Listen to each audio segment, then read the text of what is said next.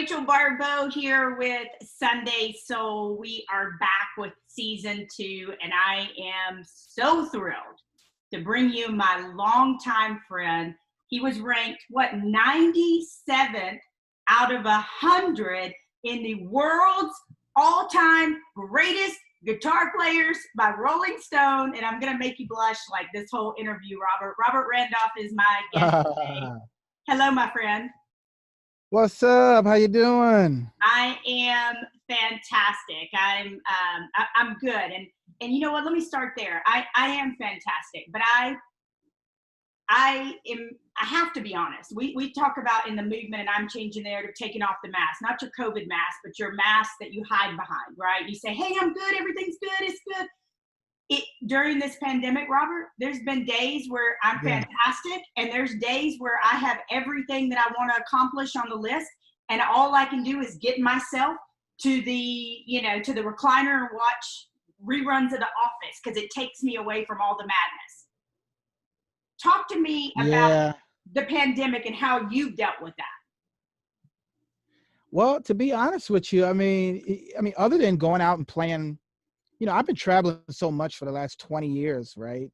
Touring from the very beginning of my career, just touring 300 days a year. And so for me, this has been the first time in 20 years, as like many of us musicians and music artists, this is the most we've been home, right? Combined in the last 20 years, right? So it's really given me a sense of just sort of putting, appreciating all the different little things in life, just relaxing and sort of taking it all in, watching all of the madness unfold on the news, on social media. And, and it's kind of cool. I kind of like sort of a lot of the chaos because it allows the truth to come out, and a lot of people have been exposed to the truth. A lot of the ugliness, we found out who our ugly friends are, right? We found out people that may have differences, and we just could talk and sit down and listen. It's okay to have differences politically, religiously, all of the above, right? And I mean, that's really what life is about, right? Yeah. And I think social media, right, has given so many different people a voice to try to drive a lot of us crazy and cause panic, right? Because everybody, we all panic. We wake up in the morning and first thing we do is we turn on Twitter for whatever reason. We know we shouldn't, but we do, right? We all wake up, and before we even get out of bed, we're laying in bed and we're like going on Twitter. So by the time you're like, you don't even need coffee sometimes because you're so angry going to the shower, brush your teeth, whatever you're going to do, right? But I mean, that's sort of been the pandemic life that I think, not that I think, I know that once we return to some sense of normalcy where people are going back to work and people are going to, I think people are actually going to treat each other better. Yeah. Have a little bit more respect because, like I said, a lot has changed. And to be honest with you, I think a lot of people, the mass majority of the world as a whole, has learned to sort of step back and look at all of the things that we were sort of prioritizing and kept saying we didn't have time for. Yep. Right? Things to appreciate all the little things: food, life, God, water, clothes, shelter, family, friends. Right? So I just think that's what that's what the pandemic has been for me, I think that's awesome, and you hit on something that that I've been saying to a lot of people. Just putting my goodness and my inspiration and my happy, my sad, all of that out there during the pandemic for people that I serve and just people that follow me. And one of the things I said, and you alluded to it, was it does make you appreciate. It does make you slow down. And I feel like, Robert, if we go back to who we were before the pandemic, we've lost the lesson, right? Like, if we don't get that, exactly. if we don't get, oh my God, how precious people are. I said to somebody the other day, I said, man, people are my currency. And because of that, I'm a billionaire. Like that's it. People are my thing. They're my gem. They're it. And so I don't feel like a person like you, and I've known you for many years, I don't feel like a person like you is going to lose a lesson. Yeah, I mean, you know what? To be honest with you, I mean, all of us have learned a lesson. I've talked to many huge stars, huge athlete stars, politicians, church pastors. I mean, just everybody, you know, different people, just different religions, different races. Because that's all we had time to do, right? Was just Yeah. talk and talk and talk and talk. So, and I think so many people have learned, man. I don't think we ever gonna, I mean, not anytime soon, that we're gonna return back to this sort of sense of just madness. When I mean by madness, I mean, like, you know how it is, right? Working in the entertainment field, like Yeah. we all would sort of come off the road, or we would go somewhere and then we were like, oh, sorry, honey, I don't have time. I gotta go do this meeting in the city, and I gotta go to this dinner. And they're like, you know, it's like, and it's funny, a bunch of musicians, we were all talking. It's like, man, isn't it amazing how, like, we would just literally you could spend like $1,000 a week just doing a bunch of crap, right? Going to dinner, going to drinks, talking a hell a lot about nothing, just doing this and that, right? So that's the cool part about it. All right. So I heard you say, and I don't want to butcher the quote, but it was something like this, and I'll let you take it from here. But it was something about blues, and blues was really an expression of our fear, an expression of our anger, of our sadness, like blues as a musical genre. Talk to me about that quote and that feeling. Yeah, well, you know, it's funny because I'm working on this whole docu-series now about how gospel music. This is recorded, right? Yeah. All right, hold on. My damn washing machine is on. Hold on. Yeah. This is realness. We good.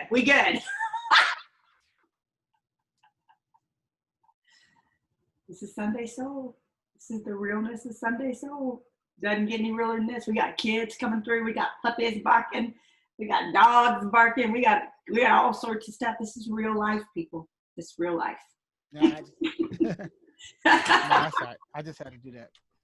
Yeah, so it's driving me crazy. I don't know if you could hear it, but I couldn't. But you can just pick up where we talked about the blues for you.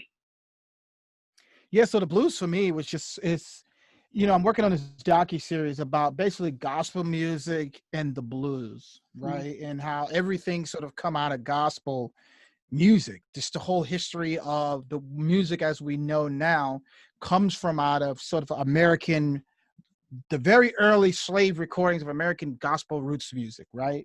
And out of that came the blues. And, you know, we all, you know, it was two sides, right? You know, you had gospel back then, and then you had all the people.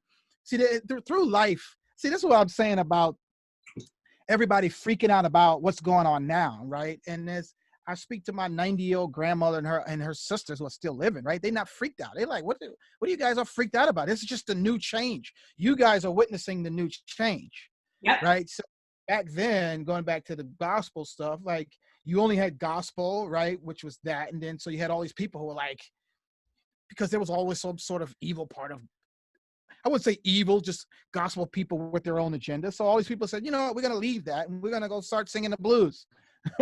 So they would go to the juke joints and they build their own little juke joints, like the scenes from out of Color Purple, right? With Oprah and Harpo, right? And building a juke joint, right? And they would go there, and that would be their way of letting out their feelings. So the blues is where you talk about the sadness, the feelings, right? You go and you do the other type of crying, right? My baby left me. I've been a sorry ass man, right? You know, all these different things, right? And that's sort of been the history. I mean, that's what blues is. So I've always appreciated all the great blues artists through the years of Muddy Waters and, you know, Robert Johnson, right? And out of those people became the Rolling Stones, and out of the Rolling Stones became so-and-so and so-and-so, right? And that's just been the history of music and appreciating what music has done. That's why I say music has always been the leading voice of change in the world, right? And when you look at especially the 60s movement, right? Mm-hmm.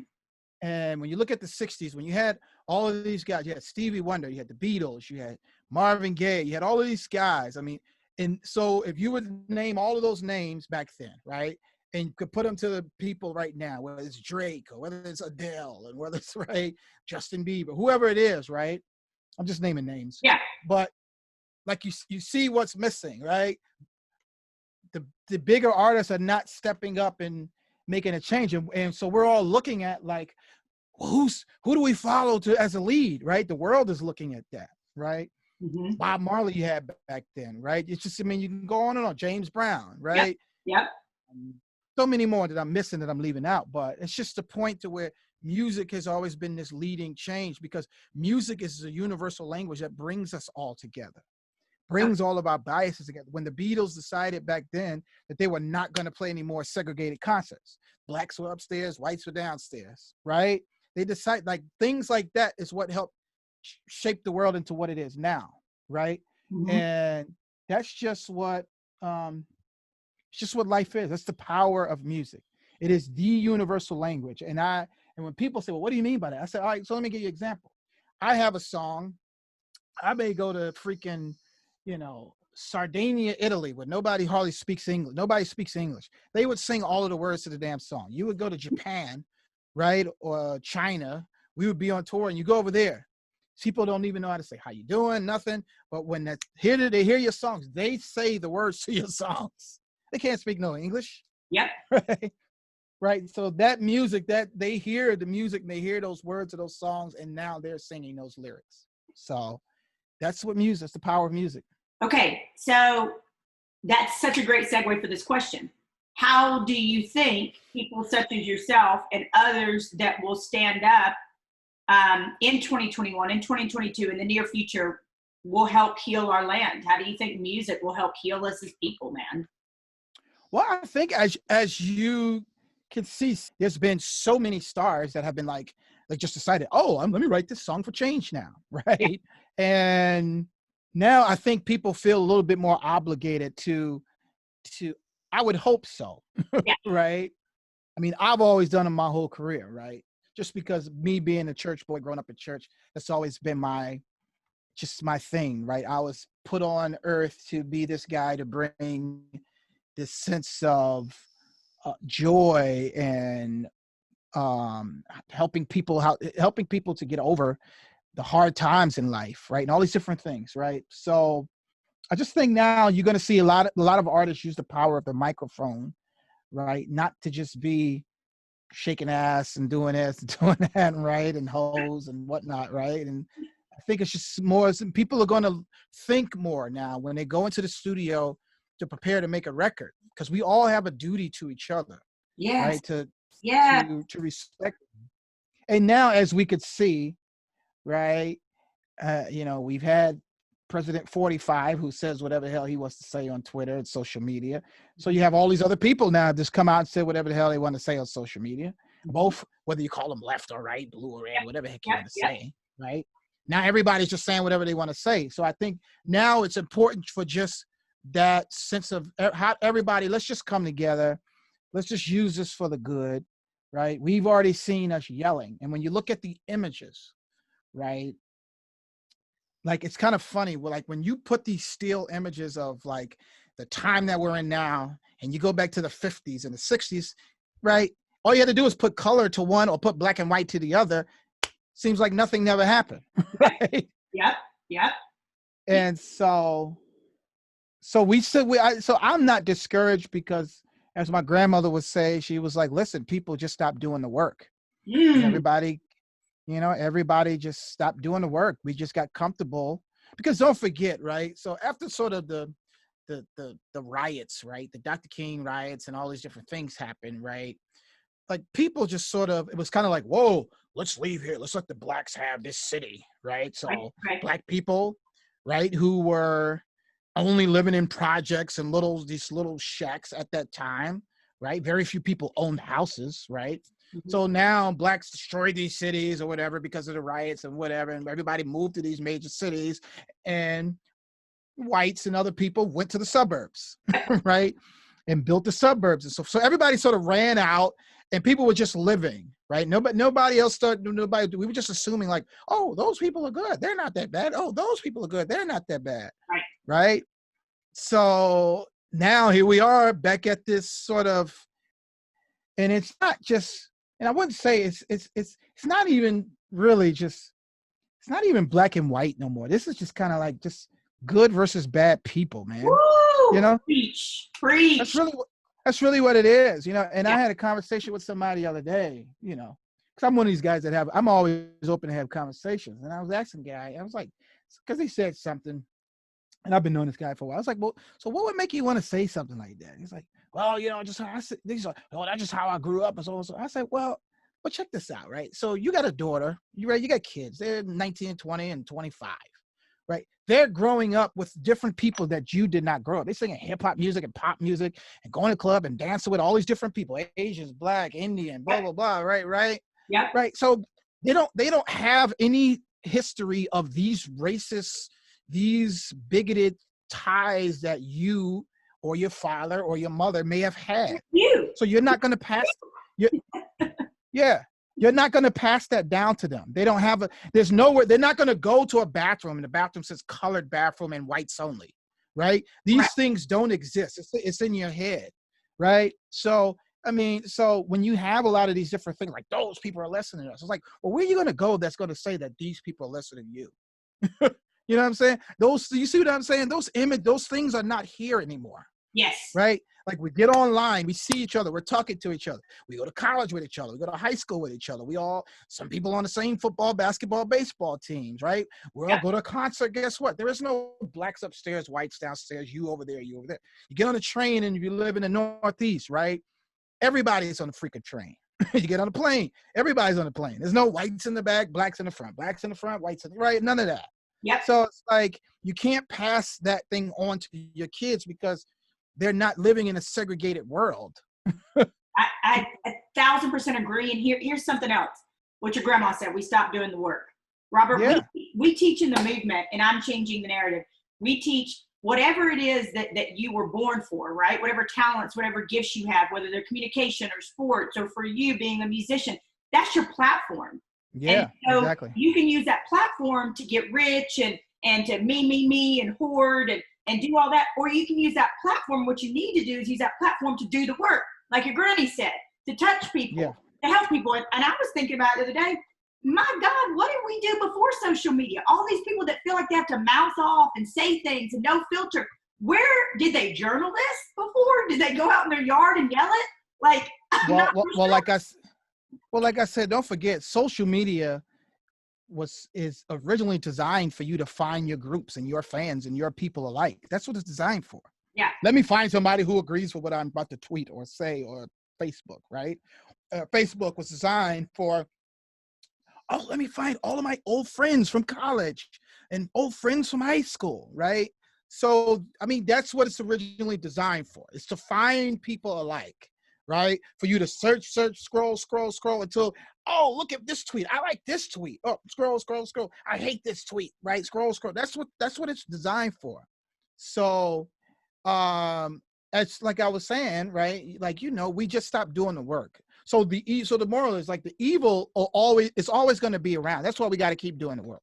Amen. Right? The good will always outweigh the bad. We just got to keep doing the work and never stop. That's just the goal, right? The devil's always here. He's not going anywhere. we just got to do the work, and we got to do the work. Let me ask you this. You played with some of the most amazing people. You played with B.B. King.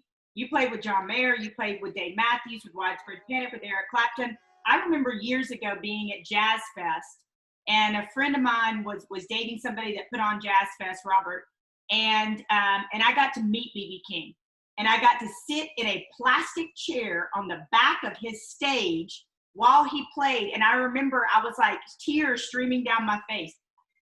It was, I mean, it was unreal. Tell me a moment. And I know you're all musicians, and you probably think very similar to that the way that I do, in the sense that, hey, we're all human beings. But has there ever been like that moment where you're like, oh my gosh, like this is really my life? Well, you know what's crazy? It's kind of funny that you did mention B.B. King, and it's kind of, for me, it's funny that you mentioned that scenario, because most recently, like in sort of the last sort of, you know, 7, 8 years or so, right? After you've traveled the world numerous amounts of times, right? And, you know, watching BB King, right? And watching Greg Allman, right? I'm watching these guys and I'm sitting there going like, especially Greg Allman, he was sick literally his last 10 years of being here, right? Not feeling well. Went out on stage, played his heart out, sang his heart out.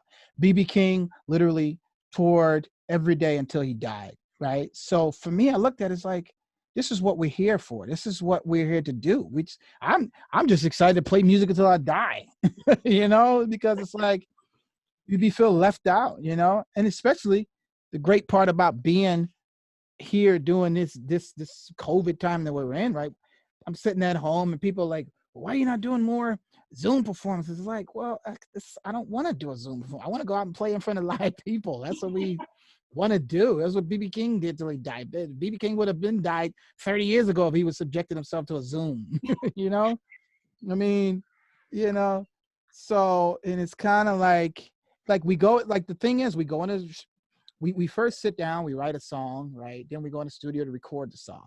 And then when you're in the studio and you hear that song back finished on playback, first thing enters your mind is, I can't wait to go around the world and play this music, right? Because there's nothing that makes a musician, a music artist, a singer, a performer feel better, right, than having the fans sing along or seeing the reaction for something that you poured your heart and soul into with words and music and guitar riffs and so forth. So that's just the beauty of life, you know?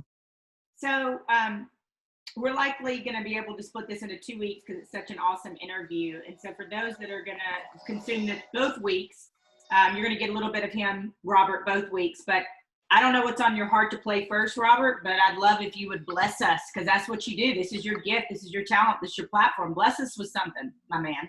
Let's see if I can play a little something. Let me see if I can turn it down.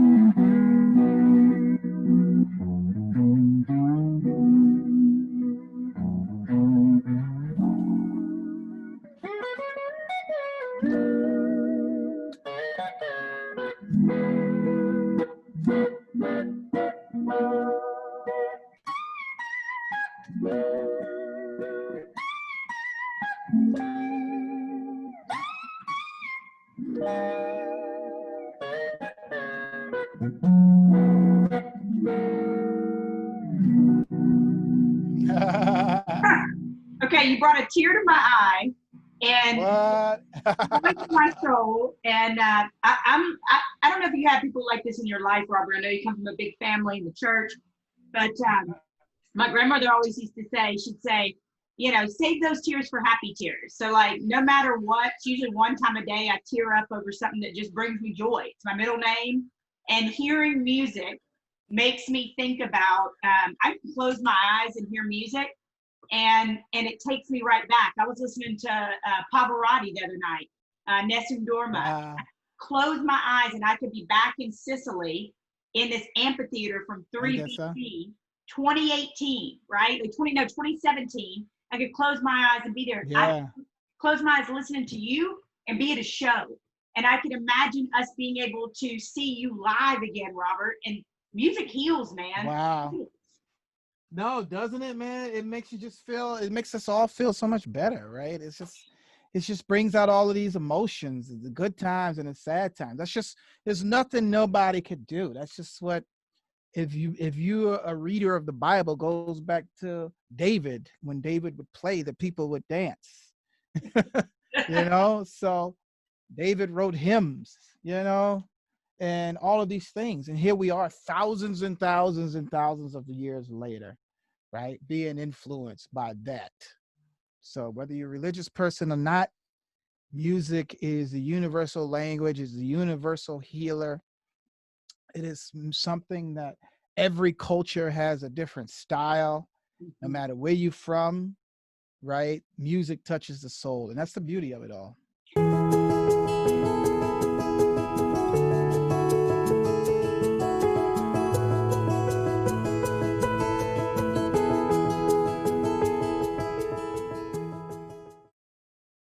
Hey, Rachel Baribeau here. If you love this video, please subscribe. You can also hit that little bell down there, and that will let you know every single time we go live. And one better, leave us a comment. And the ultimate, share it with a friend, because that's the power of social media. That's the power of good news. It travels fast. I love you guys. Thank you so much. See you next time.